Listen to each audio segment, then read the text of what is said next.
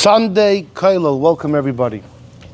Esther, the woman with two husbands, the tale of the woman with two husbands. And of course Purim is coming up, and Purim is a very festive day, one of the happiest days of the year. And we read the story, and it's a great story. In fact, they say that there are, the top three books in the Jewish world that just have so much commentary would be Pirkei Avos, right? You learn it during the summer. Every year there's new Sfarim Pirkei Avos. You have Sfarim on the Haggadah. Every year, new Haggadahs. Every year, new Haggadahs coming out. You look at the name of the author and you realize this guy already put out 10 Haggadahs, but now you got to buy the 11th. Really? And then... Of course, Megillas Esther. Megillas Esther is fertile ground for commentary, and also being that it's Purim related, not every svara has to be so concrete and grounded. There's poetic license to be a little creative and original because it's Purim after all.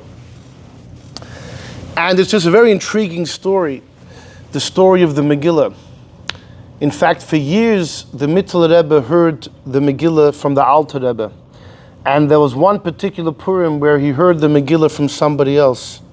And the Mittler Rebbe said, that's a great story. In other words, when the Alter Rebbe lay in the Megillah, he heard something else entirely. When someone else, a regular fellow, big chassid obviously, but someone else lay in the Megillah, so the Mittler Rebbe heard he heard the practical version of the story. So that's a intriguing ma'aseh. But the truth is, all festivities aside, for one individual, it's a very sad story.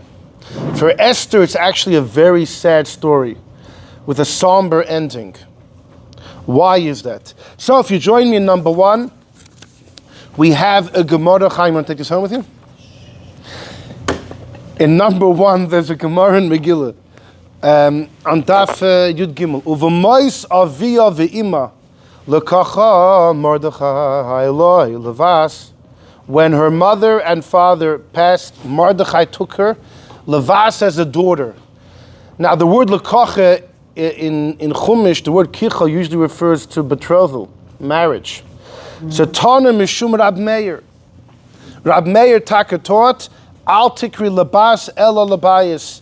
The word bas as a daughter really should be read as, or could be read, it refers to bias, a house, which bias in scripture and in Gemara is a euphemism for a wife. So the Megillah is hinting to the fact that Mordechai had married Esther. Now, why does the Megillah only hint to it? Well, the Megillah became a public document that all the Goyim had access to.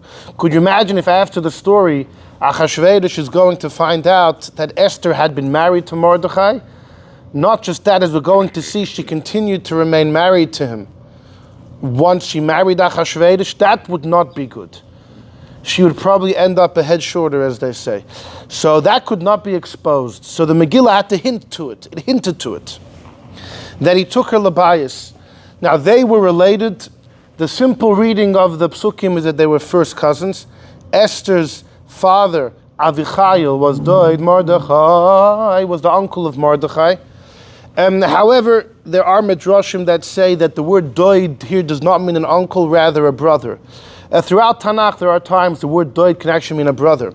So if Mordechai is a brother of Avichail, then it's his niece. But either way, he's allowed to marry her. According to Rab Meir, he did. Says the Gemara in number 2, this is also in Megillah on the next page, the Gemara attests to this as well. Ve'esma'amar Mordechai Esther Eiser, right? While Esther is there, she is following Maimer Mordechai, right? In the beginning, Mordechai gave the Mamorim, gave the instructions, and she fulfilled it. Later on, it flips. V'yas Mordechai kechol asher tzivso of Esther. Then all of a sudden, later in the story, Esther becomes the instructor, the commander, and Mordechai follows. So it's like in the Keva to Seiviv Gever. In the future, the woman's going to be on top. That's it. But in the beginning of the story, the psukim say Mordechai gave the instructions, she followed. Later, it switches. But Amar Rabbi Yirmiyah says, Rabbi Yirmiyah, what does it refer to? What was this Mayim of Mordechai that Esther was keeping while she was there in the palace? She was showing her questions of nida to the chachamim. If a woman sees blood expelled from her body, it doesn't necessarily mean that she's a nida. These days we're quite machmer. Anything red, anything on the tinge of red is out, and others are machmer in other colors as well. But back in the day, even red, there were different shades of red. The chachamim really knew it down pat. The Gemara says in Brachas in the beginning that David HaMelech was an expert, that even by the red colors to decipher what's pure, what's impure, and women would come to the king. Could you imagine the humility that David had? David told them, my hands are dirty with blood. It means the blood of Nida, that I'm helping all these women. So it says over here that while Esther was in the palace, she's busy showing her Nida questions to the Chachamim. Now, if Esther was, if a Jewish woman is forced to live with a guy, does she have to try and keep the laws of Nida? What punishment is there for Jewish women living with a guy? So, just generally speaking, there is an Issa Darius of Loisis Chasenbom. You can't have chasnas with goyim. However, there's a big debate if that only refers to the 7 goyim of Eretz Yisrael or all goyim. And the Rambam, the Torah, the Rishonim debate about that. Even refers to all goyim, the issue is only chasnas if you marry them. If it's just znus, just a one-off harlotry, then it's actually only rabbinic. The Bezdin of the Chashmonoim made a gzeira, you can't do it. It seems like it's not d'oraisa. If it's not chasnas, then whoever a goy, then it's not d'oraisa, it's only d'rabbanon. However, there is a pasuk in Malachi that says you get chorus for it. The pasuk is talking about a bal baskel necher. If a Jewish man is with a goyish woman, you get chorus. There is another thing that look at the story of Zimri and Cosby. When they were in the tent, since it was public knowledge, Pinchas had the right to kill them. And the Gemara in Sanhedrin says, Kanoin poigin boy. That Bezdin won't kill you for the act, but a zealous person catches you in the act, they can turn you into shashlik, into shish kebab, put you on the spear. So that rule only applies if it's done in public, if it's public knowledge. If it's bitzin, if it's private, then Pinchas can't go killing people. You can't kill them. The shayla is, when does chorus apply? The pasuk in Malachi that says chorus, is that only if it's in public, the same time the din of kanoi and poigim boy applies, that the zealous can kill? Or chorus is even in private? So that seems to be a debate between the Rambam and the Samag. The Rambam seems to say that chorus is only if it's public. So if it's public knowledge, 2 things apply. There's chorus, plus the zealous can come and make sure I'm out of you. But if it's in private, neither applies. The Samag holds in private, the chorus is still there. The Kanoi and Pagan Boy doesn't apply, but the chorus still applies. Now, all of that is talking about when it's a Jewish man with a Goyish woman. What about if you flip it?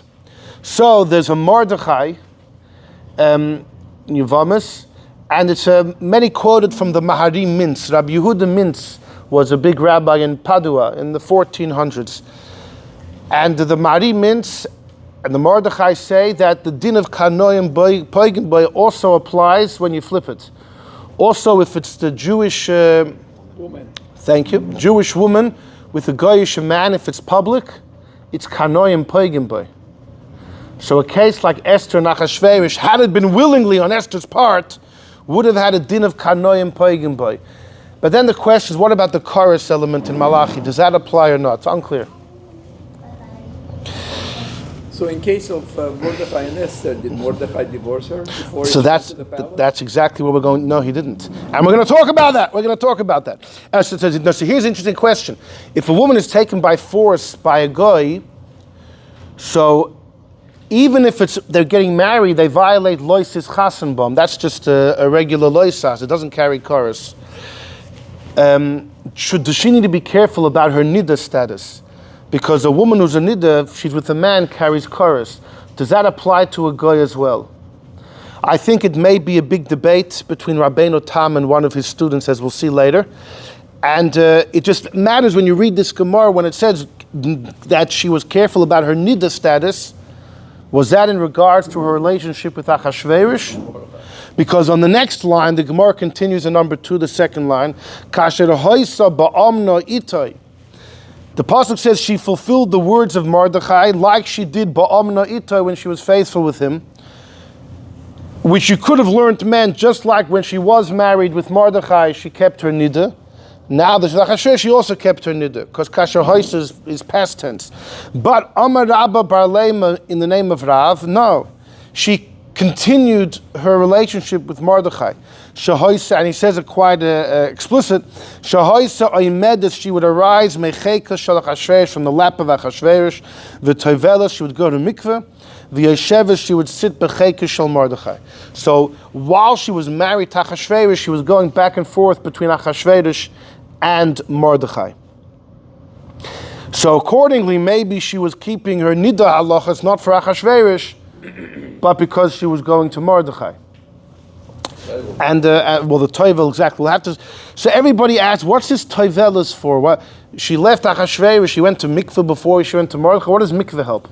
Rashi on the Gemara says mishum nikiyas, to cleanse herself. Mordechai would be repulsed by her if she's coming from Achashverosh's palace. So she went to mikveh just to cleanse her, which maybe means to get back in those days they didn't have showers, right? It was all baths. So maybe tevelis doesn't mean, according to Rashi, it doesn't have to be a halachic rinsing. It could just be a physical rinsing. Don't you have to wait between? Oh, Taisus is kasha. We'll get there. Number 3 is a third shtickle Gemara Masechta Megillah. And for this, we just got to go to the story for a second. So Achashverosh was a king for about 14 years. His whole reign is 14 years. Bishnas Shalosh Lamo, in the 3rd year, he has the big feast. Okay? Vashti's killed. In the 7th year, it took 4 years till he found Esther. That's the 7th year. And then she comes. Well, they took 3 years because Esther spent a year getting ready, right? So she was spent a year getting ready in the palace. And then they're together. Esther is living with Achashverosh as husband and wife. And according to the Gemara number 2, she's still living with Mordechai. That all came to an end 5 years later. In the 12th year of Achashverosh, which is when Haman did the lots and sent out the letters of annihilation of the Jews, Rahman al-Islam, that took place in the 12th year of Achashverosh's reign, on the 13th of Nisan. And Mordechai tells Esther, you got to ask Achashverosh for compassion. She says, I haven't been called to him for a month. Mordechai says, you better go in. And she says, well, now I'm going to him willingly. For the last 5 years, he called me. For the last 5 years, from year 7 to year 12 of Achashverosh's reign, if Esther got a knock on her door, she's summoned to the king, she better go, or else she'll turn into Vashti number 2. She'll get killed. Her life's at stake. But on that fateful day, Esther went and knocked on Achashverosh's door in the 5 years later. And in number 3, she says about that, she says, I'm going to go to the king Asher Loi Chados. Number 3, Ad Asher Loi Chados, she says, I'm going in illegally, not like the law. Amar Abba Shaloi Kados Haya. It was illegal. And there's the Bach has a different version. The Gemara, but doesn't matter. Doesn't really change. Shebechol Yom V'Yom Ad Achshav. Until now, I was ba'oinus, right? I was coerced. But v'achshav, now I'm going in barotz. Now I'm going in willingly. So that's why I say loy kados. I'm going in illegally, or like the Bach says, loy kados means I'm going in different than the past 5 years. The past 5 years I was coerced. Now I'm going. But then she says, v'chasher avadati, kashem shavad. Just like I was lost with Beis Abba. She says, I've lost from my family by living in the palace with Achashverosh, but at least I had you. Kach oived mimcha. Now I'm losing you. And now I'm losing you. So this is a very powerful moment, and Rashi in his commentary in the Megillah quotes this, that it was all coming to a very sad end. She lost her family, now she's going to lose the one person, she's going to lose Mordechai. So it seems like for 5 years she was having this double relationship, and then it all came to an end. Because the law is, if a married woman, is raped by another man, she can continue to live with her husband. Not only if she's raped, if a woman accidentally lived with her, if a woman comes home and she thinks it's her husband in the bedroom, and it was really chveis, her brother-in-law or something, was an honest mistake, she's shoigeges, it's a mistake, she remains mutter to her husband. So it's not only a case of rape. But if it's willingly, if she makes a decision like Esther was making over here, then it says in Parshas Nosev, in Itmah, she becomes defiled to her husband. It becomes asur min ha-Torah for the woman, for an adulterous woman, to remain with her husband. Now it's only a loisase, it doesn't carry coercion or anything. And if they had kids, the kids won't be mamzerim, but it's a loisase to continue living with someone's wife after she was willingly adulterous. Did you say that yes. she didn't have a relation the first year with Achashverosh? Yeah, she was getting ready in the that was in the 6th year of Achashverosh's reign. For what? She did not have relations for 1 year with him. She didn't have relations for many years of her life, 60 years of her life. No, I'm saying that first year that she wasn't with him. She was in a different part of the palace where the beauty pageant was taking place. Okay, but you're right.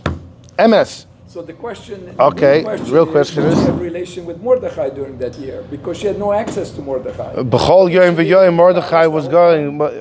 We're going to have to see how did she ever get out of the palace. We're going to talk about it. Okay, don't worry, we'll get there. You got to stay to the end.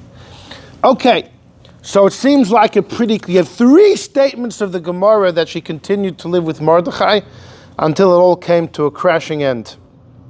It's very sad. When she went to Achashverosh, that Pesach, after 3 days of fasting, she said goodbye to Mordechai, adios. She was more broken than she had ever been. And yet, what happened on her way to Achashverosh's room? Vatilbash Esther Malchus, she wears royalty. The Gemara Megillah says she became a Navi, she became a Neviah, Ruach HaKodesh. The Vilna Gaon in his commentary in the Megillah said it's incredible. When did Esther reach the pinnacle of Ruach HaKodesh, her closest moment with the Eibishter? When she was the most broken she ever was in her entire life. Dafka, when she thought that she lost everything, Kasher Vadati Ava, she lost everything, and she was so broken, that's when you become closest to the Eibishter. And she thought she was at the rock bottom, fakir, that was Dafka spiritually the highest pinnacle of her entire life. Doesn't the Rambam say that you're not able to be a Navi if you're depressed?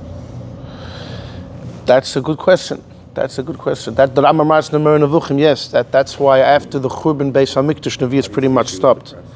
No, she was broken. She was broken. She was shover. Right. Yeah, it's a good point. Okay, that's a very interesting discussion. Okay. So there's a number of things that we're going to discuss over here, okay? And we begin with number 4. He's right. It's Tanya the other day. Broken is not depression. Depression is bad. Broken you need to rise to the next level. Okay, but then you could ask like this. The Rambam writes in the Moreh Nevuchim, why pretty much after Churban Bayis Rishon, Nevuah stopped. I mean, during the 70 years and then the first 40 years of the second Beis HaMikdash till Chag Zechariah Malachi, the Rambam says after it was all over because there was national depression. Why? They should have been nationally broke. Why did they let themselves become depressed? No one learned Tanya. You're saying the Jews as a whole became depressed. Yeah. She didn't. All right. Okay. So, so we begin with number 4. Number 4, Tosfos raises the following issue, okay? Okay, Bachi Yasipo. Says Tosfos, number 4. V'toivela, she went to mikveh, v'yosheves, and she would go b'cheika shel Mordechai. Frek Tosfos, v'im toimar v'hol loy sham avchanas shloisha chadashim. The Gemara in Yevamos discusses that a woman, from one man to another man, she needs to wait 3 months in order to be able to discern if she's carrying a child, who's the father. There's an entire siman in Shulchan Aruch, in the Even Ezer siman Yud Gimel, where it speaks about lots of halachas. It applies in many circumstances. Even if Nebuch, a married woman, a Jewish woman, was raped, there's a debate between the Mechaber of Yosef Kair and the Ramah if she has to wait 3 months. Because who knows? After a get, you also have to wait. Right, for sure. But imagine a married woman's raped. Not only she suffered the rape, now for 3 months she has to be away from her husband. That's like an awful halacha. Awful as far as very severe halacha. Very severe halacha. When I say awful, not as far as how hard it is for someone to accept that. Exactly, if it would apply. Which is the Ramah is machmer. Rabbi Yosef Kairos Mekel, that she won't have to wait. Ramah is machmer. However, if she was with her husband recently, it would be okay. If she was with her husband recently before she was raped by this other guy, so anyways you can't tell, right? So she can just go back to her husband. So you have that but let's say the husband was away on a business trip, something for a while, a couple months, and then comes back and this happened, then Amos says she would have to wait 3 months. Anyhow, but let's... Then it's a premature birth. You know that one? yeah, well that's the whole shaila, right? Okay, so anyways, there's a whole sugya called havchana, which means to discern. As some hold there's a discussion if havchana is a rabbinic mandate, some hold it's biblical.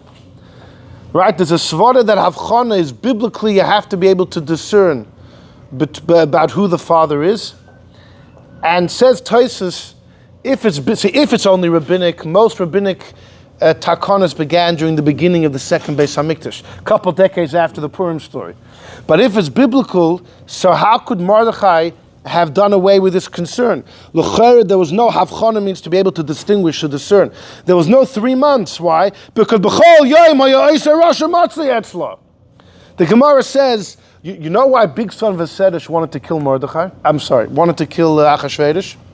The Gemara says because Achashverosh was with Esther all the time, and he was always thirsty. So a whole night he's busy ringing his bell. Water. So they said enough of him. They wanted to kill him, making him a sugar. But says Tosfos, b'chol yom, if every day that Rasha was next to her, so there was never a 3-month gap. How did she ever go to Mordechai? So v'yesh loymar, Tosfos says shahoisa mishameshes b'moich. She used a moich, a cloth or something she puts inside of her. So when the man inseminates, it gets caught by the cloth. So she can't have become pregnant from one of the men, and then the issue is a non-issue. If she becomes pregnant, you know who it's from. So Tosfos says there's a loophole in the whole havchana thing. You don't have to wait 3 months if there's other ways of discerning. In fact, the Gemara in Yevamos discusses that there are techniques a woman could do after her intimacy to make sure that she won't conceive from man A, and then she can actually avoid this whole issue, and she doesn't have to wait 3 months to go to man B. There are ways out of it. Now, Tosfos doesn't say with which husband was Esther using this moich, this cloth. Was it with Achashverosh, or was it with Mordechai? Both. Well, both wouldn't be necessary, perhaps. Sure. So you might be very surprised to hear this is a major debate. A major debate. Comes the Maharsha in number 5. Comes the Maharsha in number 5, and he says like this. Right, it's an hour. Off. Yeah, just about. In fact, I shouldn't have said you that. Then I thought it was an hour later, and I wanted to calm you down. No, if I care by saying that. Okay. Either way, says the Maharsha in number 5. He quotes Tosfos that, and then look at the second line in the non-bold. Im Achashverosh hoyse mishameshes b'moich. The cloth was with Achashverosh. So with Mordechai, there was no cloth. She could have conceived, punct she didn't. Punct she never conceived from Mordechai. The cloth, the moich, the contraceptive, was used with Achashverosh. The issue is, we know that Esther and Achashverosh had a child. The next king after Achashverosh died was Darius of Persia, who, you'll see everywhere, it's always quoted that he was a son of Achashverosh and Esther. So how did they have a child if she was using this moich with Achashverosh? No, so the Maharsha says it's very simple. For 5 years she was going back and forth. So during those 5 years she had the moich with Achashverosh. Punct with Mordechai, she didn't conceive. But then she became also to Mordechai during the Purim story. So then she dropped the moich with Achashverosh, no reason to keep it. That's when she conceived. Umashenis Abram, and this that she conceived from Achashverosh. Hainu la'achar shenes l'Mordechai, after her rage with Mordechai was over. K'delakaman kasher avadati chulu kach ovid mimcha. She told Mordechai, adios, hasta la vista, bye-bye. The shuv loy. At that point, she dropped the moich with Achashverosh. Loy hoysim mishameshes b'moich. So what with the years and So here's the hold on. The issue is comes of Yonas and Eibeshitz And Bechal, I said yesterday by the Shir between Mincha and Ma'ariv that Rabbi Yonasan Eibeshitz is the king. He's the king in his Yad is Devash when it comes to the Megillas Esther. I mean, the man has just so much and is so brilliant and original. But we're going to quote a few things from him. Oh, he has a lot to say about today's subject. But one thing is he asks on the Mashal, what's going on? Work out the years. If she drops the Moich in year 12, so then when does she give birth? Let's say 9 months later, yeah? It's in the 13th year of Achashverosh. Achashverosh rules 1 more year. So he's 1 when his father dies. And a year and a half later, no, Darius gives Rishus for the Yidden to rebuild the Beis HaMikdash. Achashverosh ruled from the year 3392 of creation till 3406. 2 years later, 3408, which is exactly 70 years from the Churban, Darius, the son of Achashverosh, gives Rishus for the Yidden to rebuild. When he was 2 years old? 3 years old? You could say his regent gave it. At 2? Regent, if he's 8? In his name. Chveis. Yoshiyahu came king at 8 years old. A regent is 8. At 2? 2? No, but the regent. 2? When it goes down in the scroll, it goes down as Darius's name. You're saying he regent, so who? Proxy. No, so his mother was really calling Esther really called the shots. Esther called the shots. So then Bechlal, really it was Esther that gave us Rishus to rebuild the second Beis HaMikdash. She outlives Achashverosh. Makes sense, yeah. The Gemara in Rosh Hashanah, though, in the beginning, that it was this guy, it was Esther's son. And, Basic Game of Thrones. no, the Gemara discusses it was him, and the Gemara wants to call him, in the beginning of Rosh Hashanah, he was a flip-flop, because later he took back the money he promised. It sounds like he was the guy that gave the okay. It makes more sense. No, but he was too... He grows up and he says, "Wow, what'd you do?" So then he's not a flip-flop, he never agreed to it. Nah, anyhow, okay, listen, the Marsha is written Baruch HaKodesh, so there has to be room for your argument. However, Rabbi Yonasan Eibeshitz says, if you go into the years, it just sounds, it's not what you have expected, that's for sure. Why can't you say she gave? You have a number of psukim in the end of Nach speaking about in the second year of Darius, and the kid's 2 years old. Come on. That's all. We'll get there. Hold on, so says the Maharsha, Aval, however, no, because there's a pasuk that says that Darius was the son of Achashverosh. Oh, okay, we'll get. So hold on. Aval doichek lefarish says the Maharsha. Don't say it means kishashimshim Mordechai. Don't say that with Mordechai mishamesh is hoisa, but she used the contraceptive. If you say she used the moich with Mordechai, it comes out better. She conceived from Achashverosh right away. But then he says, Loi hitiru, the rabbis don't allow the shamish b'moich to use, unless it's extenuating circumstances, only for 3 women. The Gemara in Yevamah, for example, a ketana, if she's a ketana, or if she's expecting or nursing, certain extenuating circumstances. But Stama Azariah, Esther, Mordechai wouldn't have used it, so must be she used with Achashverosh. Oh, That's the Marsha, and that that is, didn't get pregnant. and that's the kasha. So it's simple as that. She was fertile. She had to use it with both. Why? Because if she's with more, saying she's- Achashverosh is circle, not Achashverosh. You're saying the kid's going to look like Mordechai. No, the other egg. Well, Okay, so hold on. Now that you mentioned that, let me... would not take Hold that on. risk. So look at number 6. Number 6 comes the Shagasarya. The great Shagasarya, we used to quote him a lot. Punkt, there's been a couple shurim that he... so anyway, he's back. But not in his Sefer Shagasarya, in his Sefer Tudayevan, which he wrote in the end of his life, when life turned much better for him financially. Earlier he was in Minsk and Volozhin in Eastern Europe. There was no geld for the rabbis there.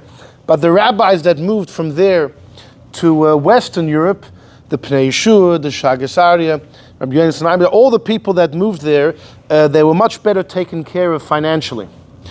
Although ironically, they had many other disputes with their Balabatim. The Pnei Yeshua had dispute after dispute. He was thrown out of his... he once tried to give his Shabbos Hagodol Droshan. They threw him. They didn't let him speak. Even Western Europe. They got paid better, but it doesn't mean that they became bigger servants to their Balabatim. Anyhow. Yeshua wrote it in the East. The one that everybody wants to Gemara.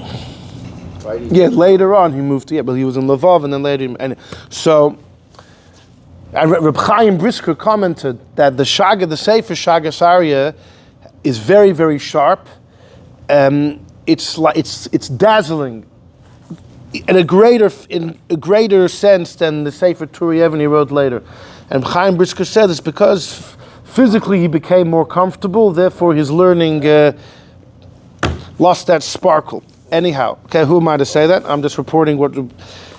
But says the Shagas Aryeh number 6 in his Sefer Turi Even. Look what he says. V'toiveles v'yosheves. She went to mikveh. She sat b'cheker shel Mordechai, in Mordechai's lap. Hikshu ataisus v'hal loy hoya sham. There was no 3 months because every day he was by her. And he answers. She used the moich. Mio, however, in the third line he says ba'agod in Medrash we say that Daryavish ha'achron, Daryavish the latter one, because there was an earlier one. There was Daryavish of Mordechai, who was Achashverosh's Zayda or father, different opinions. But then there's Darius, the second one of Persia, Shebana, that he built the bias. He built the bias. Yeah, not his mother. He built the bias. He was Tahar me'yimay v'tamei me'aviv. He was pure from his mother and impure from his father. Meaning, that's how the Medrash describes. Why? Because he was B'nah Shel Esther. He was the son of Esther from Achashverosh. Alma I see she conceived from Achashverosh, and she didn't use a moich. So how could Taisa say she used a contraceptive? I know she had a kid. The Ikal Lamemus, I'll answer, the Vadai certainly, B'shas her shimush with that Russia, she was scared to use a moich. With Achashverosh, she wouldn't use. What if he would realize? What if Achashverosh would realize that she's countering, she doesn't want to have her royal children with him? Off with the head, you can't do that. But with Mordechai, she used a moich. Because or else she couldn't be with him because of the 3-month Havchana. She couldn't use a moich with Achashverosh. It's Pashat Sakana. If he would find out she's trying to get in the way of pregnancy.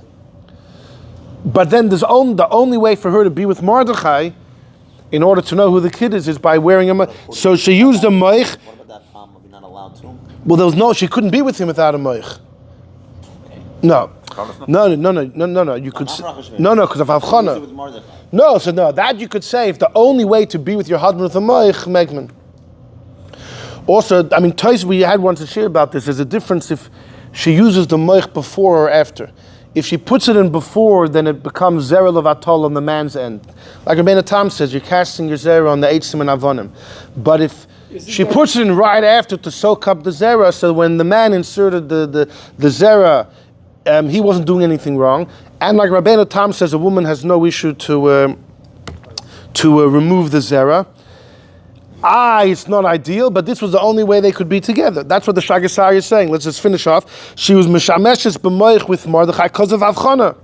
In order she shouldn't conceive from Mordechai, because then you'll have the issue of who the kid is, and then the whole thing would explode. She wouldn't be able to be with Mordechai. So that's the Shagas Aryeh's take. So according to the Shagas Aryeh, she conceived from Achashverosh right away. So Daryavish was maybe, who knows, almost 10 years old, a little younger when he gave Rishus. That can make sense. He was 8 years old. Makes sense? That makes much more sense. That's the Shagas Aryeh's take. Comes the Rosh in his Taisus Harosh. The Rosh in his Taisus Harosh says everybody got it wrong. She used the moich with Achashverosh. She conceived with Mordechai. Daryavish of Persia with Mordechai's son. That's what he writes. There's a pasuk that links Daryavish to Achashverosh. The Rosh, don't you know, if you raise somebody's child, they're considered to be your own. The Gemara says in Sanhedrin, learning from a pasuk about Shaul's daughters, about Michal and Meirav, the Gemara there learns in Daf Yutes, Kol HaMagadol, if you are Magadol, somebody else's children, the Torah considers it like it's yours. In fact, Reb Shlomo Kluger, in the beginning of Even Ezer, discusses it could be your mamish fulfill the mitzvah of Perudavu. When it said it's like they're yours, does that mean for real? And he wants to say it's a machlokes haposkim. It could be your pasha yaitzu the mitzvah of Perudavu. So it says there are same thing here. Achashverosh thought it was his kid. He took care. He raised the kid, so the pasuk can link it to Achashverosh. But in truth, it was Mordechai's son, which is very sad because you could imagine that Esther probably never told him. She probably never told him. So you have the Rosh saying it's the son of Mordechai, and no one else seems to think that. The Marsha and the Shagas Aryeh clearly learned that Daryavish was the son of Esther and Achashverosh. The shaila is when. The Shagasarya says from the outset there was no moich between her and Achashverosh. The Marsha says only 5 years later after she became Esther to Mordechai. Okay, so far we have this debate. Okay, so far so good? Okay, hold on to that. Somebody asked about the divorce. Here's an interesting thing. Once a woman becomes Esther to her husband through adultery, does the husband have to divorce her? Or he'll say, I just won't be intimate with her, but who should I have to divorce her? There's a machlokes in the Rishonim, there's Rambam and Tais, there's a big debate. If maybe a husband could say, whatever, I still want to hold on to her. I won't go beyichud with her. A husband's only allowed to be beyichud with his wife. Let's say someone's wife's a nida. How could you be beyichud with your wife who's a nida, carries chorus? You're never allowed to be beyichud in seclusion with a woman that carries chorus to you. So if your wife's a nida, is different because A, you've been with her before, so Yitzhar is not so strong. B, you'll be able to be with her again in the future. You can hold yourself back. But let's say you can't be with her again in the future, yichud is asur. So in such a case, where the wife did adultery and she'll never be mutter to you again, yichud be a problem. Now, although here there's no chorus, I mentioned before that once a woman commits adultery, there's only a loy sasa for her to be with her husband. It's not chorus. And according to many, yichud is only a biblical issue if the woman carries chorus. But it's still going to be rabbinic yichud for sure. So, but let's say the husband says, fine, I won't have yichud with her. Whatever, I'll give her own house, but I want her to be married to me. I don't know, whatever the reason is. So there's a debate in the Rishonim if he could say that. Or we say that's a bad idea, like why hold on to her if she's Asur? So the issue is, once Esther became Asur to Mordechai, did Mordechai divorce her? And it has to do with an incredible question, which we discussed a number of years ago on a late Thursday night. We had a long shiva, just for parentheses. There's a mitzvah to destroy Amalek. The Rambam and the Sefer Chinuch hold it's the people. Rashi in Chumash says it includes the animals. Rabbeinu Bechaya says it includes not having benefit from any of their possessions. You can't have benefit from a possession of an Amalekite. That's why in the Megillah, when we destroyed the Goyim that the Yidden killed, Uvabizo lo sholchu, so we didn't take the plunder because they were all Amalekim. So the big question is, when Haman was killed, what happened to Haman's big palace? Achashverosh gave to Esther, who gave it to Mordechai. Mamzer, how could they have Haman's palace? So there's many explanations, and so some want to say like this: do women have a mitzvah to destroy Amalek? The Sefer HaChinuch holds women do not have a mitzvah to destroy Amalek. And everybody asks where he gets that from, but the fact is the Sefer HaChinuch holds women have no mitzvah to destroy Amalek, which would mean that they would have no problem in having benefit from their possessions. Which means that when Achashverosh gave the palace to Esther, she was allowed to have it, according to this opinion. So then it became Jewish money. It became Esther's money, it became Jewish money. And once it became her money, she gave to Mordechai. But here's the issue. There's a rule. Whatever a woman acquires goes to Kol Masha Konsa issue. Whatever a woman acquires goes to her husband. And if it goes direct, that means the moment Achashverosh gave it to Esther, it doesn't, in order for it to be laundered, it has to sit in Esther's bank account. It has to be purified, that now it's no longer Amaleki money, it's Esther's money.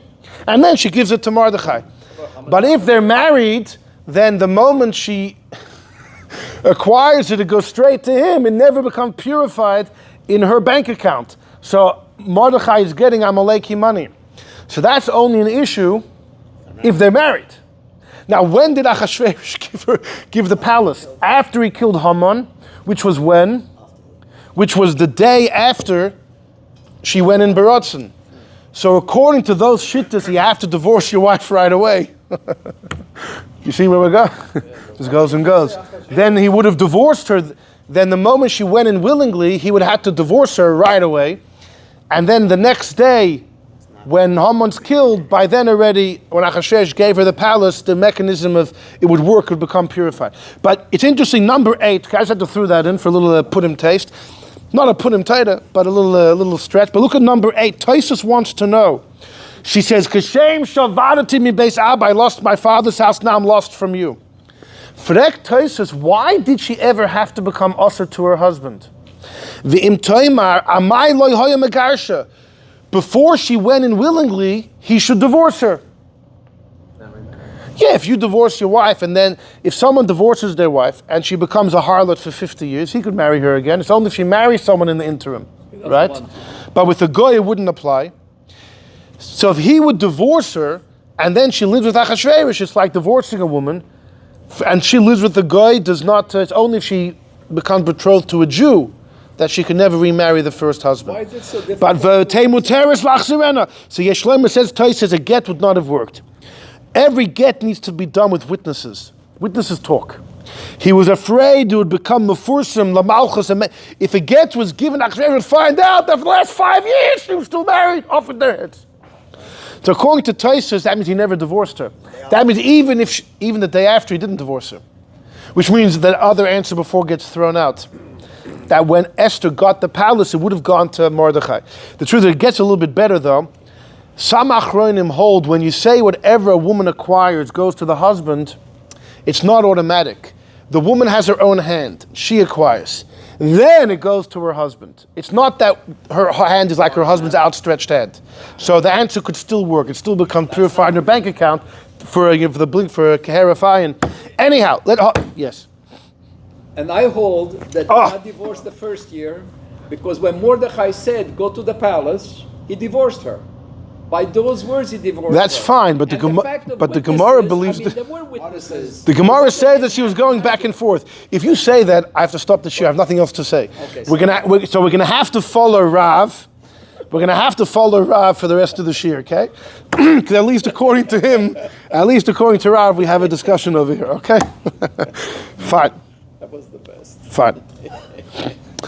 Now the Gemara says that she went from Achashverosh's lap. She went to mikveh and she went to Mordechai. Okay, we'll come back to the mikveh soon. So hold on a second. You have Esther doing for 5 years, she's swinging back and forth, if we could use such an expression. And then she goes, finally that fateful night, she went to Achashverosh willingly. In halacha, both of these stories are highly examined. During those 5 years, was it really permissible for her to go back and forth? She's a married woman. A married woman to be with another man is Gilui Arayos. And we know, if a guy puts a gun to your head and says, do an Aveira or I'll kill you, break Shabbos, wear shatnez, eat treif, so you're allowed to do the Aveira. Yaver, do the Aveira, don't let yourself be killed. You want to be machmer and let yourself be killed, the Rambam says suicide. The Meiri says you think you're sanctifying God's name. Ein kan kiddush Hashem klal. There's no it's nothing. Tosfos, of course, the Ashkenazi Rishonim, Tosfos is more makel that a person certain circumstances is allowed to be machmir and let themselves die. However, what the Gemara says is yaver, transgress the aver, keep yourself alive. Except if it's the big three. Murder, you cannot kill someone else to save your life. You can't worship idols to save your life because the pasuk says, "Love Hashem b'chol nafshecha," even if it means giving up your life. And also by Gilui Arayos, you can't be Megala Arayos, live with a woman who carries chorus to you to save your life. And the Gemara Sanhedrin discusses how we learn all these things out. Let's leave that for now.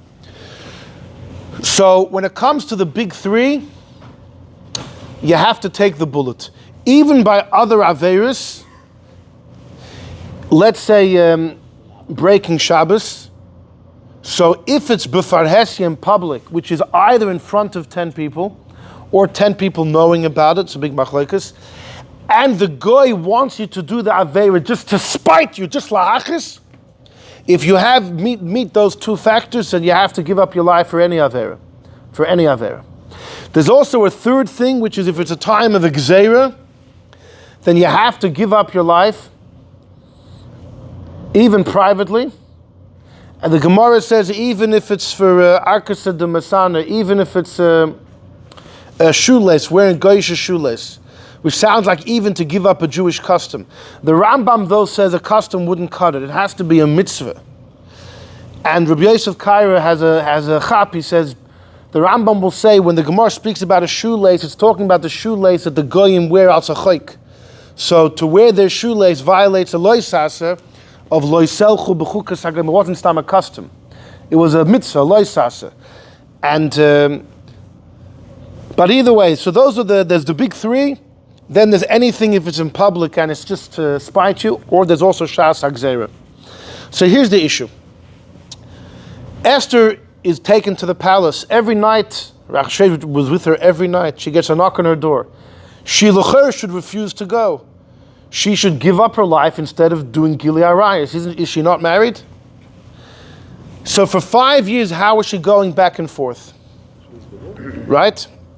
So she was divorced. That's okay. Or she was never married, to say even better. She was never. Once we're arguing on Rav, just arguing Rav Meir that they were never married in the first place. I mean, once as Megate trying to say.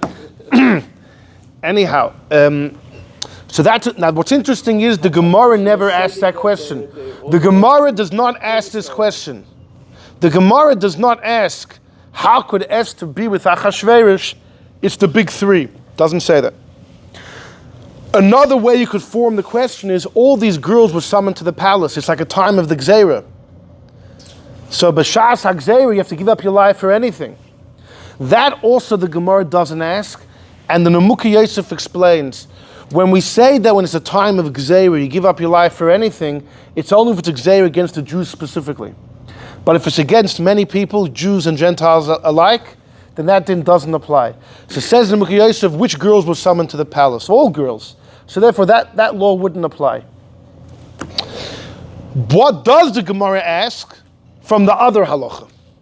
The halacha that any aveira done publicly, you have to give up your life. That punkt the Gemara asks in number 9. It's a Gemara in Sanhedrin. I have 2 lines. The Gemara asks, Esther parhesia havoy. Esther was in public, and every aveira done in public, you have to sanctify God's name and take the bullet. Again, this is a shaila what she did during the 5 years going back and forth. It's not talking about the night of the Purim storm when she went willingly. No. We're talking about the 5 years back and forth. She should have refused and be killed like Vashti. Vashti refused to come Nakadikahet. Vashti refused. And punkt Esther is a mitzvah of Kiddush Hashem. Right? Women are chayiv in that too. So Amar Abaya said, Esther karka oilam hoisa. Esther was passive. Esther was passive. And being that she was passive, it's not considered desecrating God's name, even though the public knew about it. Rava's answer is Hanoas Atzmon Shiny. Rava says, when do we say that in public you have to give up your life for any Aveira, is only if the guy does it to spite. Like we mentioned before, I spoiled it earlier. It's only if you have 2 criteria. If it's in public and just to spite God, to spite Yiddishkeit. But if the guy wants it for himself, then even publicly you don't have to give up your life. That's what Rava says. So that's what the Gemara says. So it sounds pretty simple enough. But wait a second. Why doesn't the Gemara ask a more simple question? How could Esther with Achashverosh? It's one of the big 3. Farhesia is asking that this is like any of the 610 mitzvahs. But if it's in public, it's a problem. So there's 2 ways of getting out of that, Abai and Rava. Much better question. It's one of the big 3. Forget about in public. It's one of the big 3. So the Nemuka Yosef says, you know why the Gemara didn't ask that? Because this Gemara believes they weren't married. Stand up and take a bow. You save Purim. The problem is that in number 1, 2, and 3, we have 3 Gemaras in Masechta Megillah that all say that they had been married. Okay, Rab Meir number 1 doesn't say they remained married. But number 2 and number 3, it says very clearly she remains married to Mordechai. And there's no dissenting opinion in Masechta Megillah. It's very hard to imagine that in Gemara in Sanhedrin, the Stam Gemara assumes they're not married. Why doesn't the Gemara ask? And according to Rab Meir and according to Rav, who says she was married, it's one of the big 3. I mean, it doesn't really, right? The Nemuka Yosef says this Gemara holds they weren't married. But why doesn't the Gemara ask? We know there's a whole host of opinions that hold they were, so what are they going to do about the fact it's one of the big 3? So this led to a major machloikus between Rabbeinu Tam and his student, the Re Bar Mordechai. And this is mentioned in Tosfos, in Ksuvos, and in Sanhedrin, and very important debate, huge debate. You guys ready? Here we go. Rabbeinu Tam holds, if a Jewish married woman commits adultery with a goy, it's not considered adultery. She's not chayiv misa. She does not get the death penalty if she's with a goy. It's just a loisasa. It's just a loisasa. Maybe it's a derivative of loisis chasen, but it's just a loisasa, even though there's no chasenas. But it's not a capital crime, and therefore that we paskin in la'alocha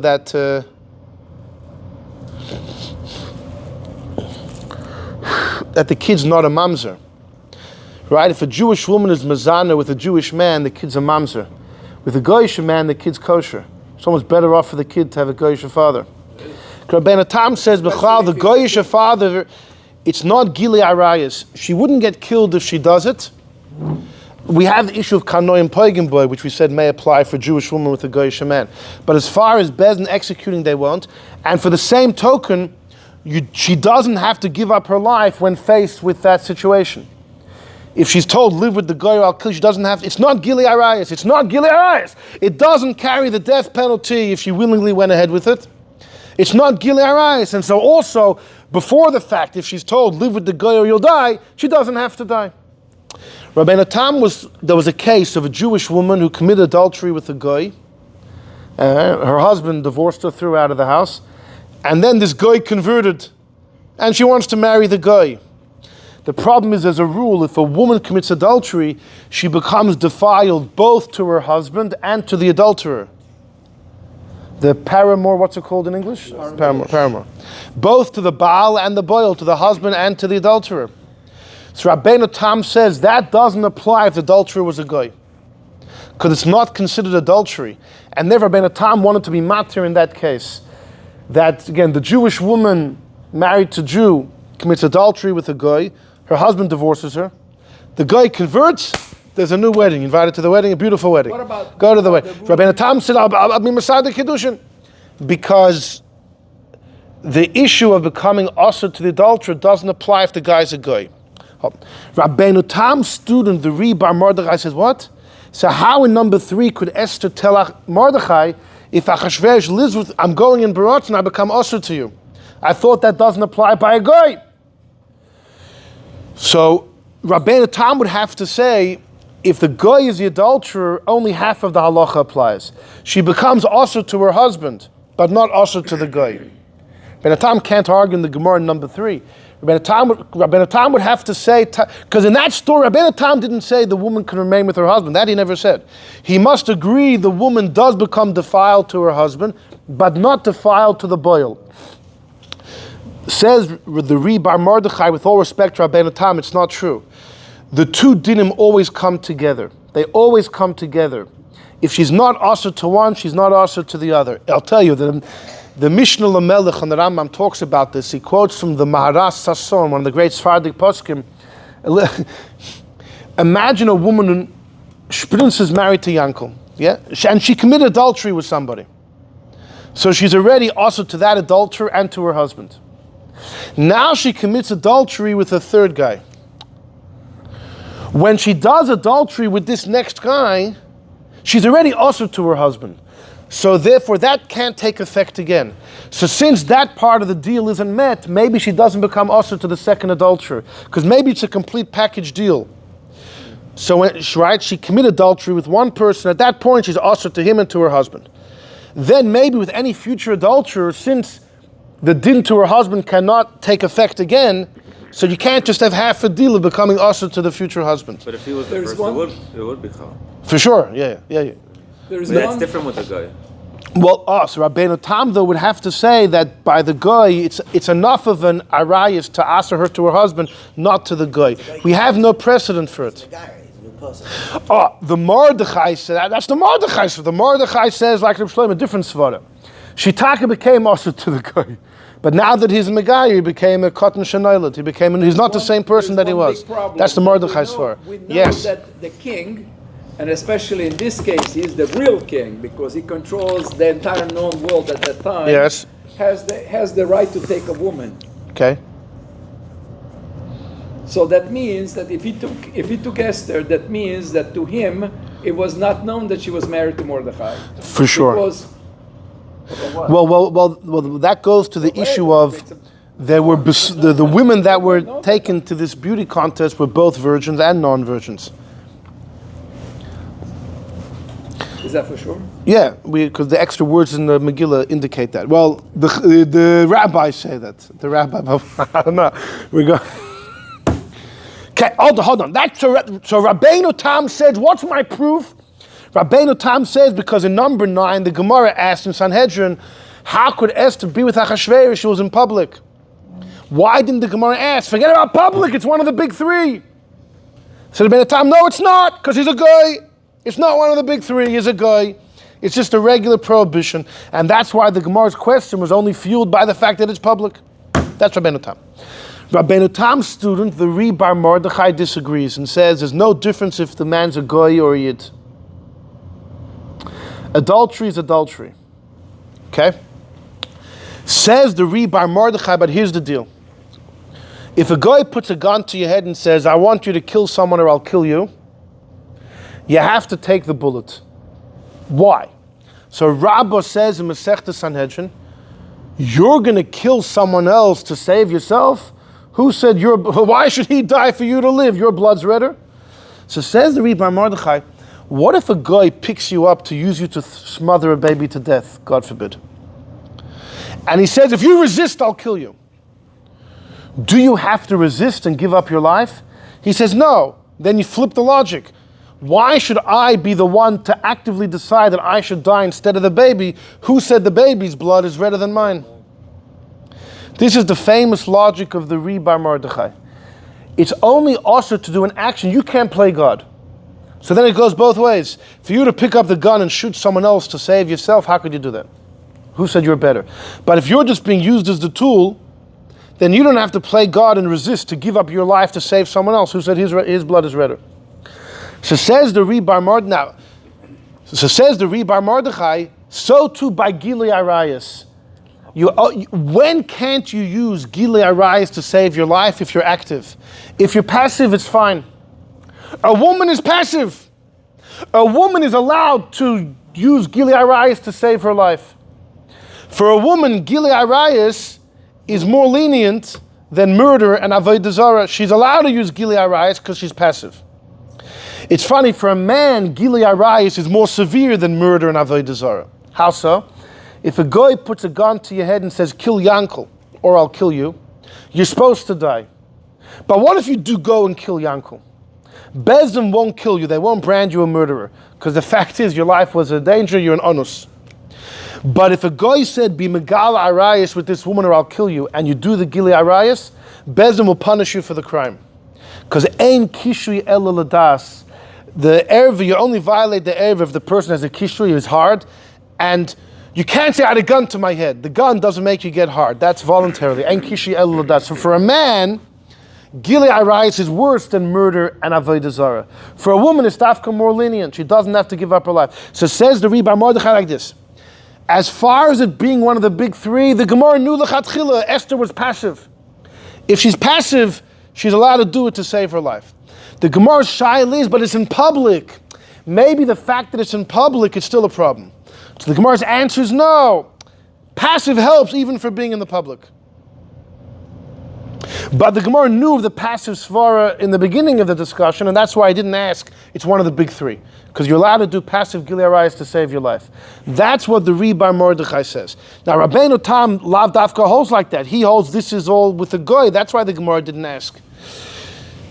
This Bar Mordechai is not unanimous. The first piece of Reb Chaim Brisker in his Chidushim al Rambam, anyone that opens Reb Chaim Brisker Chidushim al Rambam at least reads the first essay, is what is the Rambam's opinion on this matter, and it's not pashut at all.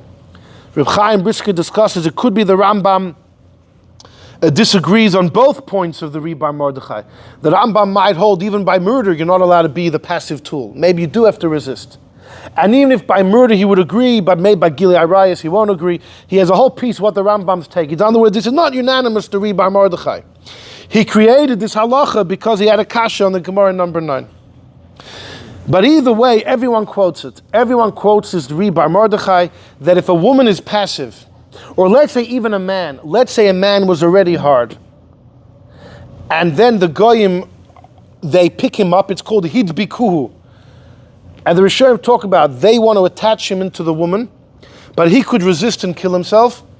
According to the Rebbe Mordechai, he doesn't have to.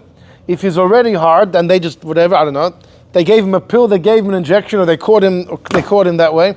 And then hidbikuhu, they attach him to the erva, he's not going there. Then he's also karka elam. That's what he would hold. That's what he would hold. So it's, okay. So that's all as far as what Esther was doing during those 5 years. How was she going back and forth? She was forced by Achashverosh. She could have said no, and she would die, but that's the price she paid. Kiddush Hashem. According to Rabbeinu Tam, Achashverosh is a guy, the whole thing doesn't apply, you don't give up your life. According to the Rebbe Mordechai, she's passive.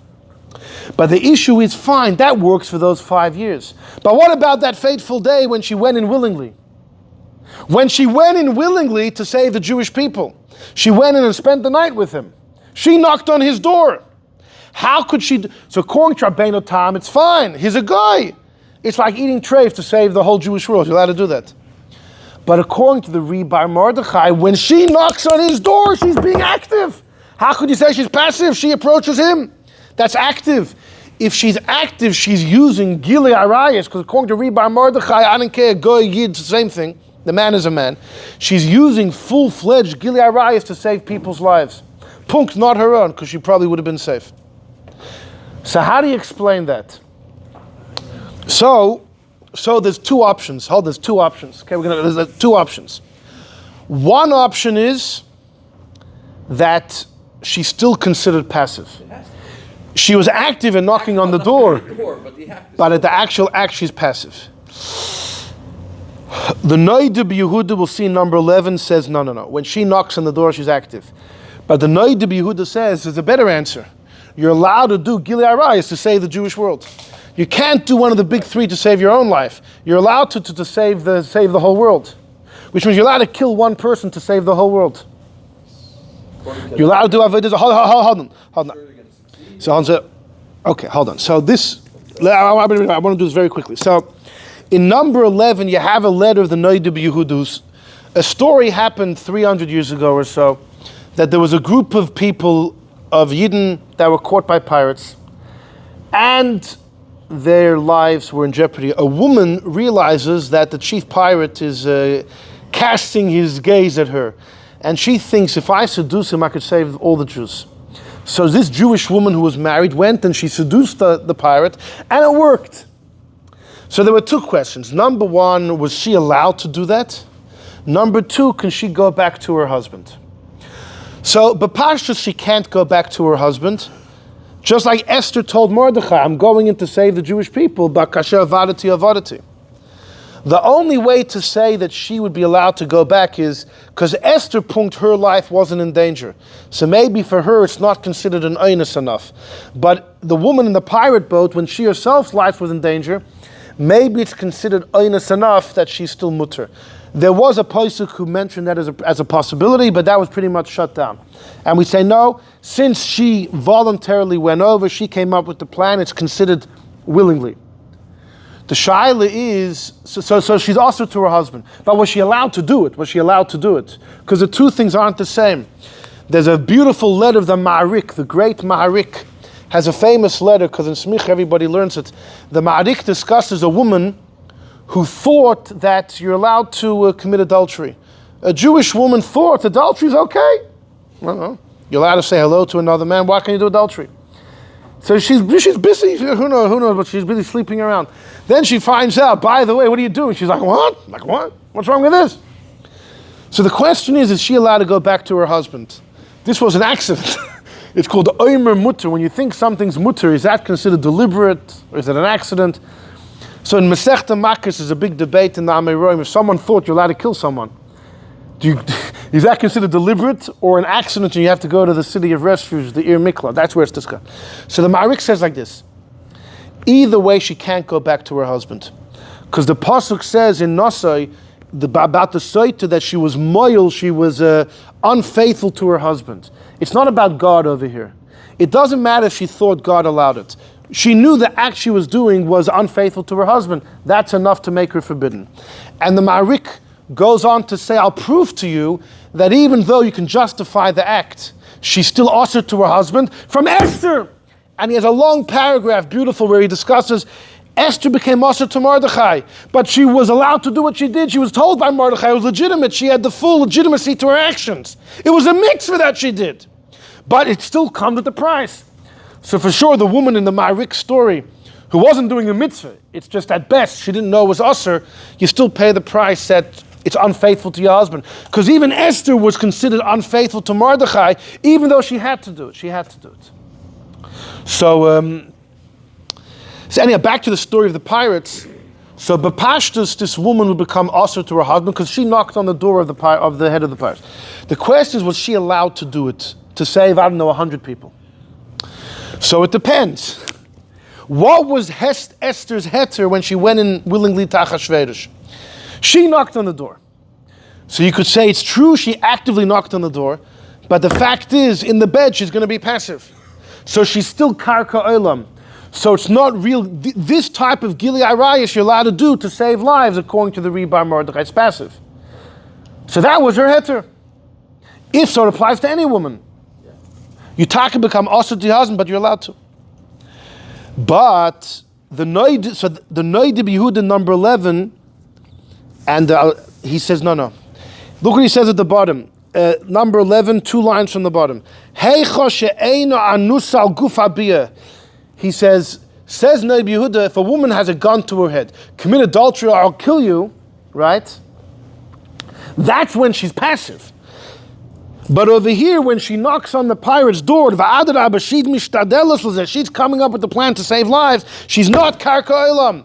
When Esther, when you come up with the idea to do it, you're not considered passive, you're active.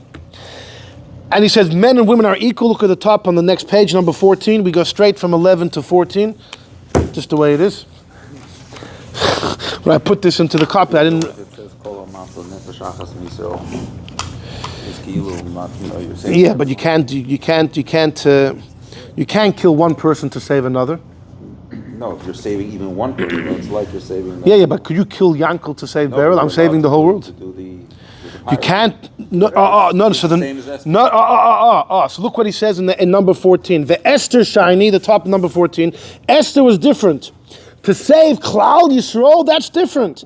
You can't compare saving individuals to saving Klal Yisrael. And he says, in addition, she got a psak from Mordechai, and maybe it was also Ruach HaKodesh. So he says 3 differences.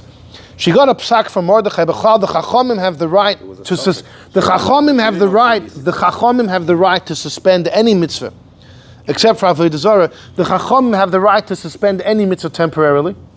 So it could be Hoyras Shah Esther, or it could be Ruach HaKodesh, or he said you're saving Klal Yisrael. How you say this? But to save 100 people, you don't have the right to use full-fledged Gili Arayis to save 100 people.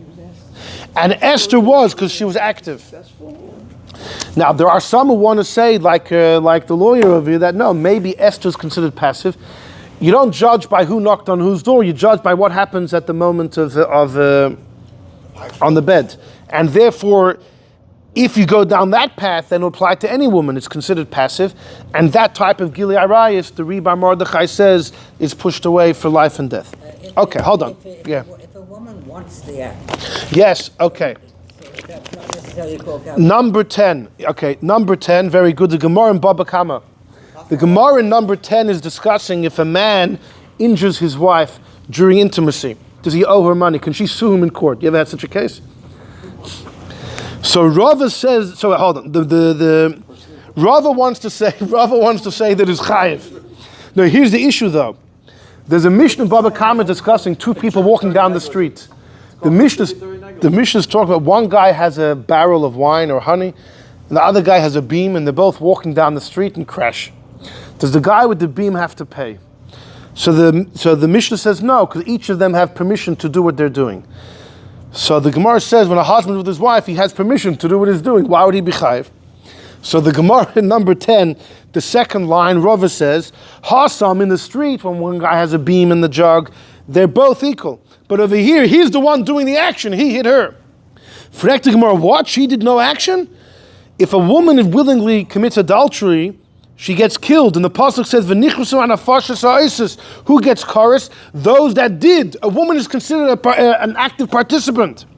Says the Gemara, she's active because she has pleasure. So she's considered somewhat active. But who actually did the physical act was him. So the Gemara here distinguishes. If a woman's completely passive, she should never be chayav chorus. The pasuk says, "Hanafashas ha'osis," only if you do. It must be that because of her pleasure, she's considered active to some degree. But who's so the Gemara in Nazir speaks about Yael that she had no pleasure when she was at Sisera. Esther had no pleasure with Achashverosh. So here's another thing to take into account.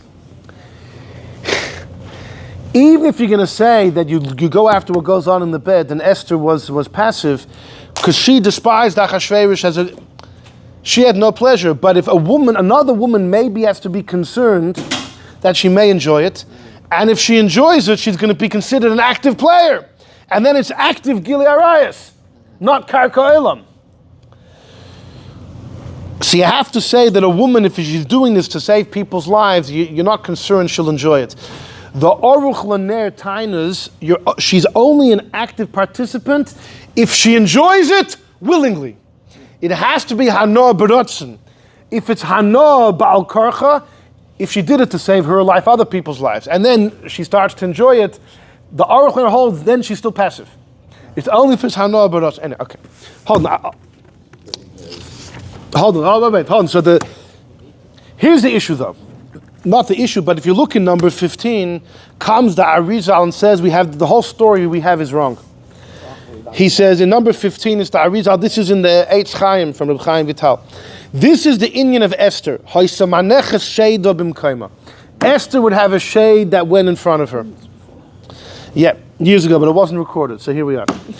Esther would send a shade, a lookalike demon. And the shade was mizdavik with Achashverosh, like the Zohar says clearly in Parshas Kiseitze. Now says the Arizal, v'hu klipas noiga shala. It's from the klipas noiga, which is a mix of good and bad that was inside of her, and specifically from the bad part, which is called the shade. Now she and Mordechai knew lahashbia hashade, to summon the shade and the Yetzer Hara through the Eibish's name Achashverosh, to be mislabish, to enclose itself b'dmus guf in a body, to go to Achashverosh. And from there, Darius was born. Darius ben Esther was born from the shade. From the shade that was hers. But Harihu ben Esther mamish. It's still considered Esther's kid. We'll get back to that in a minute. Therefore, he was half good, half bad. Remember the Medrash the Shagasari quoted before that he was half Tomei, half Tar? This is the real reason why. She was from the shade, but from Esther. Therefore, he was a goy because from the bad. But on the other, now he was a goy. Why? His mother's a Jew. Well, his mother was a shade. His mother was a shade. His mother was a clone of a Jew. So he was a goy, but he said build the Beis HaMikdash because he gave Rishus first before Coercion was king. This is one of the most difficult statements, I think, in the Kisvei HaArizal. Rabbi Yankov Emden writes he doesn't believe that Arizal ever said the last line. It's historically inaccurate that Achashverosh's son Darius did not rule before Coercion. Darius actually ends up dying in a war with Alexander the Great. So Yankov Edmund says there must be some mistake over here. I've looked at a couple versions of the Eitz Chaim, and each one it has it like this. The old versions, the new versions. So I don't know. In some places we say Achashverosh and Esther's kid, actually his name was Coercion. So maybe the guy had two names. He was called Darius Coercion after his elder Zaydas. But to say Darius before, very problematic what he means in the last line. I don't know. But Baruch Hashem has nothing to do with our discussion. So according to this Zohar and the Arizal, everything changes. The Bechlal wasn't her, it was her shade. So first of all, everything falls apart. So then, What did the Gemara mean in number 2? She would get up from Achashverosh's lap, go to mikveh Mordechai. She was never in Achashverosh's lap. Rashi says she went to mikveh to cleanse herself. What do you mean cleanse herself? You know what Rabbi Yonasan Eibeshut says? Says Rabbi Yonasan Eibeshut, it's brilliant. Rabbi Yonasan Eibeshut says Mordechai was worried when Esther would knock on his door. Maybe it's a demon. Maybe it's the same woman that went to Achashverosh. He says water cancels out kishuv, witchcraft.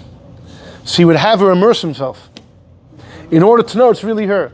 When the Gemara says toivelis, it wasn't to cleanse herself according to the Zohar and the Arizal. The toivelis would have to mean in order to indicate that she's who she says she is. But it says she got it from Achashverosh's lap. How do you explain that? So we'll explain that in a moment. But hold on. I mean, it kind of changes everything. It kind of changes everything. That, why did she become also to Mordechai? So, let's do it in this order. In number 20, you have the Rabbi Yisrael of Kozhnitz, Rabbi Yisrael Upstein, the great student of the Maggid of Mezrich, who was a good friend of the Alter Rebbe. He says like this, V'yesh ler meganken, Tosfos asks, we saw this Tosfos, the Gemara says she would get up from Achashverosh's lap and go to Mordechai, but doesn't she need to wait? Even a widow and a grusha. So Tosfos says she used a moich. What do you mean contraceptive? It wasn't her, it was a different woman. According to the Zohar and the Arizal, the real Esther was with Mordechai, the fake one with Achashverosh. What's B'chal the Shaila? So says the Coercion Samagid, moich was the name of the shade. V'yefshe degam atoises yiskimu like the Mekubalim. She would be mashbia, she would summon a shade in her place. The name of that was moich because the name of a malach or a shade is based on their function. The function of this shade ended up helping her be with Mordechai, so it was like a moich. Kinas Storm from the Gilanti. There was Reb Moshe Gilanti and Avraham Gilanti in Tzfas in the times of the Arizal. Reb Avraham Gilanti wrote a sefer called Kol Boichem, and there's a commentary that he wrote called Kinas Storm that Abbeim quoted in Kabbalah. He was a big guy, Reb Avraham Gilanti, on Eicha. And so says Rabbi Yisrael Upstein, the Kozhnitz and Magid, and by the Reb Chaim Volozhiner said, the Kozhnitz and Magid knows every single Tosfos in Shas off by heart. The man was a huge scholar. He and the Alter Rebbe both worked together on a siddur. The Maggid of Mezrich had a manuscript of someone who put together a siddur based on the Arizal's Kavanas, and the Maggid wasn't happy, it wasn't a perfect work. So he had the Kozhnitz and Magid and the Alter Rebbe both worked on this siddur. But he says that Tosfos fits right into the discussion. Moich was the name of the Malach. In number 16 says the Kozhnitz and Magid, unbelievable. Number 16. He said it's emes bar chas v'shalom Achashverosh never touched the pure body of Esther because she sent a shade, like the Zohar says, the Mekubalim. And this answered Rabbeinu Tam's kash. He says unbelievable. The Gemara in number 9 asked, Esther was in public. How could she go ahead? She should have died. Why doesn't the Gemara ask Esther's Gili Arayas? And Rabbeinu Tam said Shema Mina that a goy is not considered. He said I have a better answer. I'll tell you why the Gemara doesn't ask. Because it wasn't her. The Gemara doesn't ask in Sanhedrin, it's Gili Arayas, because the Zohar says it wasn't her. She sent a shade. The shayid is Esther's Befarhesia. If it's Padulamara Eine Abrius, no one knew about the Hashpah. So the Gemara shayid is, but because it's in public, therefore, it seems like Gili Arayas. So there's a new way. The question was about Gili Arayas. The Farhesia wasn't saying that every mitzvah Farhesia. Because it's Farhesia, it should be treated as Gili Arayas because that's how everybody viewed it. But Yesh Loimer, he says, I could say Rabbeinu Tam has no raya, it could be a guy, it's just like a Jew, it asks the woman. The Gemara's answer is since she was passive, therefore it's not a Chilul Hashem and therefore it's not a problem. How would I know that she's passive? No, everyone knows a woman is passive, that's how it works. People discuss, by the way, well, no, what if the woman is active? It's discussed about that. So, according to the Kozhnitz and Magid, the Gemara and Avodah Zarah proves our point. Tosfos fits our point. Rabbi Yonasan Eibusher says, I prove it to you from another Gemara. The Gemara says that every day Esther was fed kadla de chazere, bacon, pork. Rashi says she ate it, she had to. She had no choice. Tosfos says chas v'sholom, she never ate it. So Rabbi Yonasan Eibusher says, so then where did it all go? How did she cover? Well, she gave it to the dog. The shade came and ate it. He said, Tosfos, the shade. No, but the issue is, if there's a shade, we have a couple Gemaras. What does it mean that she got up from Achashverosh's lap and went to Mordechai's lap? So look, so in number 17, let's do this fast. Says the Ben Ish Chai in his Ben Yoyada, unbelievable. In number 17. Yeah, also, exactly. So in number 17 he says that she would get up from Achashverosh's lap and go to mikveh and then to Mordechai's lap. But I didn't get it. He says the Zohar, the Arizal says that the demon was with Achashverosh. He says you have to say like this. This shade you can only make it through saying God's Shem Amaferish, like the Arizal says in Eitz Chaim, and we saw in number 15.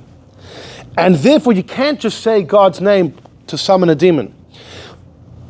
She wouldn't do it unless it was actually the time of intimacy. Bazeh, there's a hechrich, because she doesn't want the guy to penetrate her. Be'ilim akum is chamer.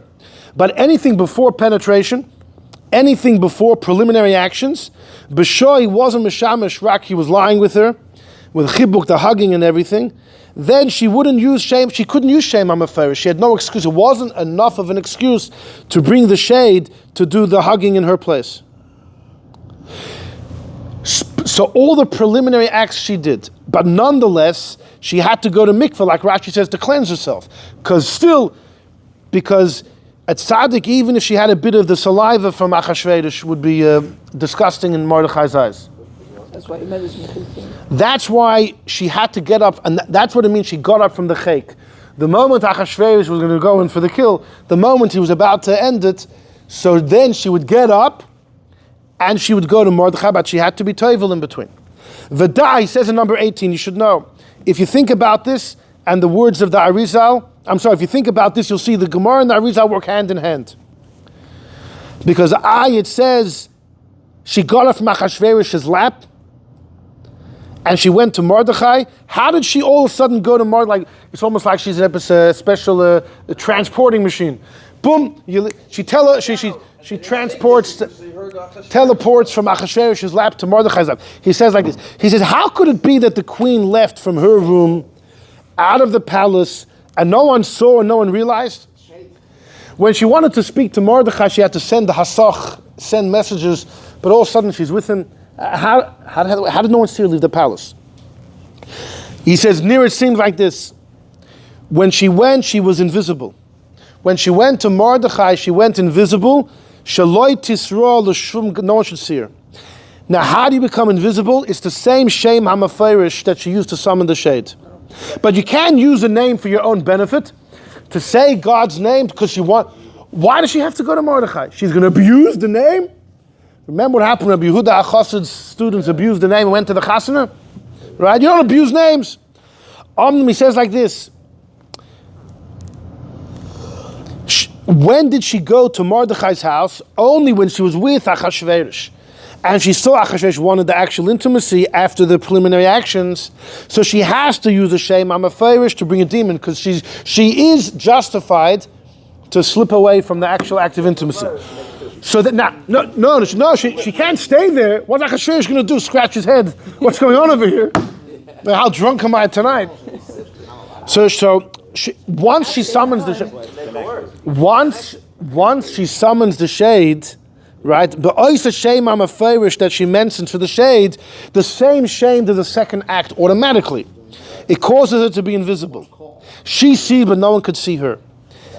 Now, both of these actions of summoning the shade and her invisibility happen b'vas achas, by saying the same shame. And she needs to do it, because if she doesn't become invisible, right? Achashverosh is going to see two women. What's she going to say about this? Right? There's machlokes Rav and Shmuel if he was a pikach or a tippish, if he was clever or not. But l'chayra, he would see what in the world's going on. So therefore, behechrech, that at that moment that the sheda would appear, her body would disappear. Now, because you have to have it in mind. When she would say God's name, she had both things in mind. Now, once she became invisible, then she may as well go visit Mordechai. She has to leave the room anyways. Where's she going to go? May as well, right? She's invisible. You have a half hour of visibility. Chaparayim. How was the other time Achashverosh called her was actually a major mila? No, so that's why the Gemara says she. Turned into Right. So according to this, it's beautiful. That's why the Gemara says she only went to Mordechai when she left Achashverosh's lap. Right. Otherwise, she had no heter to make herself invisible. You stood up from there and you ended up over there. Right. Yeah. Also, it almost sounds like she only went to Mordechai the same night Achashverosh called her Taka. Any other night she had no reshus to make herself invisible, and to be seen would never work. He said, but Bisman that Achashverosh doesn't want her, she wouldn't bring a demon. So then she can't just say God's name to become invisible. Bavur hano bulvad, she can't use Hashem's name. And that's why it says she got up from the chayk fine. That's the connection. Because she was only able to go to Mordechai when she left Achashverosh. Then at the end he says it could be how she go back home. Hold on. While she was with Mordechai, she stayed invisible the whole time? No. No, the trick stopped. So how'd she get home? No, because at that point it's dangerous for her to go home without the invisibility cloak. She has to go to the palace. The Efshri says b'chazarosa on her way back in the last two lines from her. Then she used the name to be hidden because of sakana, and that's not for personal pleasure. That's so she could get safely home. So according to the Ben Ish Chai, he says the Gemara is in tandem with the Zohar.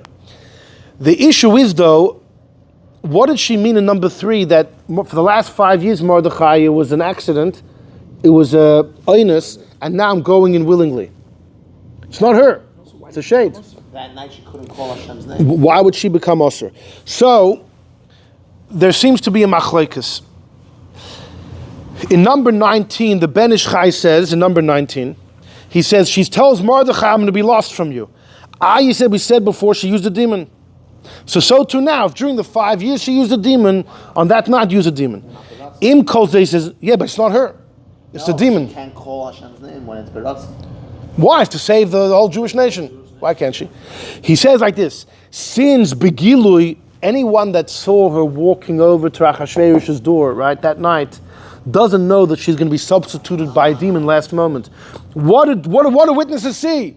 They see a married woman committing adultery. People saw she was going Beratz and she becomes Osir. Because that's what the Bezdin judges by what you see, even though it wasn't her in the end. That's answer number 1. Number 2, he says another thing. You can't send a shade to ask for compassion. Shades don't really talk. On a regular night, you can have, at the last moment, the preliminary act, she was there. The last moment, you have a shade, the lookalike demon. But she was thinking she needs to speak to him during that night. She has to speak to him when she finds from him the greatest chen. And she thought that when he sees her, he will want to be with her.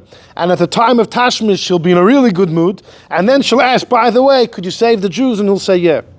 But the demon can't, maybe the demon can't speak, can it? So she thought that punkt tonight would be the one night she can't send a demon.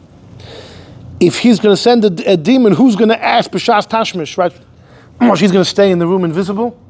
She could have stayed in the room invisible and then... like Leah and Rachel talking the Esther Rabbah from underneath the bed. So according to this Ben Ish Chai, what comes out is during the 5 years it was Taka never her. The only time it was her was Taka that night when she went in Beratzen. Rav Naftali Ropshitzer believes that night she couldn't send a shade because to save Klal Yisrael it has to come from the Koyach of Kedusha. You can't use Sitra Achra to save Klal Yisrael. And he says incredible words. Mordechai says, Al tadami benafshech. You don't imagine your mind. It means don't make a copy of yourself. Dimyon. Im hacharesh tacharishi. In Gemara, charoshaya means incantations. If you're going to use incantations, be'ez hazois, tonight, when you have to save, revach v'atzol yam makam acher. The Yidden will be saved, but it's going to come from the dark side. And then you can get hurt yourself as well. So according to Naftali Ropshitzer, that night it had to be her. And the Ben Ish Chai says the same thing in his second answer. You can't help but wonder, the Arizal in number 15 says that this Darius was born from the shade in Achashverosh, but the Arizal said his Ben Esther Mamish, his Mamish considered Ben Esther. What did he mean by that? If he's born from a shade, there's a whole shayla if shadim can have children with humans. Reb Menashe ben Yisrael in his Nishmas Chaim has a piece about that, and you got me the thing. Discusses about if humans can have children with shadim. But if it could happen, so why? What does he mean that he's Ben Esther Mamish? It's her. The shade is her. It's part of her. No, so I wonder if the shade is considered her, then if a woman does adultery through sending a shade, maybe it's like she committed adultery, and therefore she becomes usher. But like committed adultery is not, it's not adultery. No, but I have a shtickle raya from a Gemara in Yavamas. The Gemara discusses about if someone lives with his mother-in-law, it might answer you to your wife. Or if someone lives with his sister-in-law, it might answer to you to your wife. We don't hold of any of these things, but the Gemara discusses very interesting possibilities that Gilei Arayis with other women could answer you to your wife. And the Gemara learns from Psukim, no, it's only the woman herself. Anything else not. But I would say maybe this is considered the woman herself. Now, as the Gemara excludes a sister, a mother-in-law, it doesn't exclude the half of you, the shade that's inside of you. So I would venture to say maybe the Arizal is hinting to the fact that this shade is part of Esther. And if it does, and if she's using it to do Gilei Arayis willingly, then she actually becomes usher. This is my theory. No one else says, which is probably wrong, but I think it's a very interesting point to ponder, based on the Gemara in Yavamas, and also the Arizal over here. It also answers the question that everyone's grappling with. Why did she become usher if it wasn't her? I think she still becomes usher. In other words, according to this approach, it could be she did send the shade, but she still becomes usher.